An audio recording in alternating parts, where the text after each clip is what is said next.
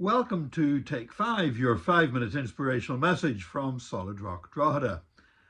In a previous Take 5, I was sharing about how Janice and I went to a classical concert for the first time in 39 years. But last time we went to a classical concert together was before we were married.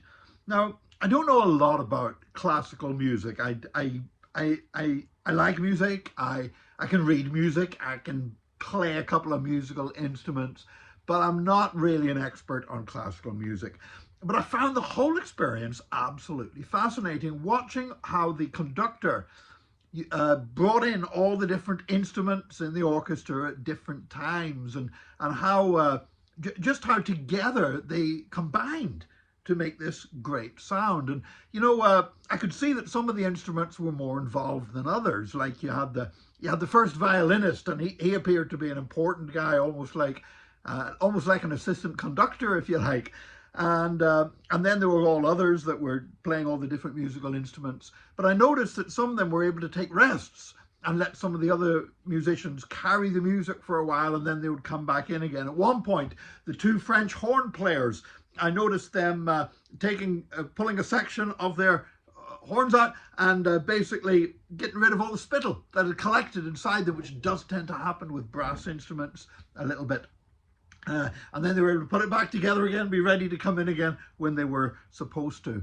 And I guess if you just listen to each one of those instruments on their own, playing their part, yes, you'd see an order to it, and you could admire the fact that they played it well, but it wouldn't sound that great. But when you put it all together, it just comes together wonderfully. And most of the applause seemed not to be directed at the musicians, but at the conductor, who was basically bringing them all in at the right time and having them all playing together. Now, when I can't look at a conductor without thinking about what it means for Jesus to be sat at the right hand of the Father. Because when Jesus is seated at the right hand of the Father, he is still controlling the church. He is the head of the church, and the church is the body, the fullness of him who fills all in all. And just as that conductor brings everybody in at the right time and makes sure they're doing what they're supposed to do in the right time, at the right place, at the right volume, with the right notes, everything else, that's what Jesus is doing with you and me. When God calls us to do something, when God calls us to step out into something, we're not competing with somebody else. We're not the second violinist trying to be more important and outshine the first violinist, but rather we're trying to do that which the divine conductor has called us to do in the way that he wants to do it.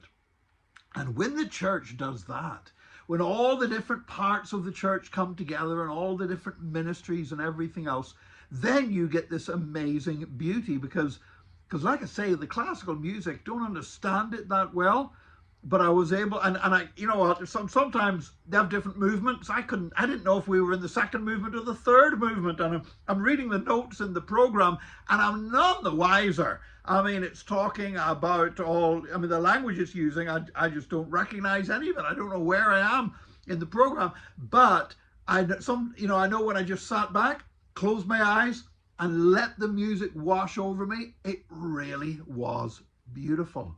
And in the same way, the Church of Jesus Christ, we're not designed to be on our own. We're not designed to compete with each other. We're designed to be together. We're designed to work together. Everybody's part is different from somebody else's, but we're not there to try to get the preeminence. We're there to produce something glorious, something beautiful at the end. And when the church does that, when the church stops pursuing all our own individual agendas, and when the church really starts to do what Jesus is telling the church to do, the church is beautiful. The church is grand. The church is spectacular. The church does touch people's lives and change people's lives and presents the beauty of Christ to a needy world. And just like Christ, the divine conductor, is directing us as the orchestra, we need to play our parts and do what he's called us to do. I pray that today you'll know what it is that Jesus wants you to do, and you'll do it well to his glory, and you'll be part of something bigger and more beautiful in Jesus' name. God bless you today. Have a great day. Join us again tomorrow for another Take 5, your 5-minute inspirational message from Solid Rock Drogheda.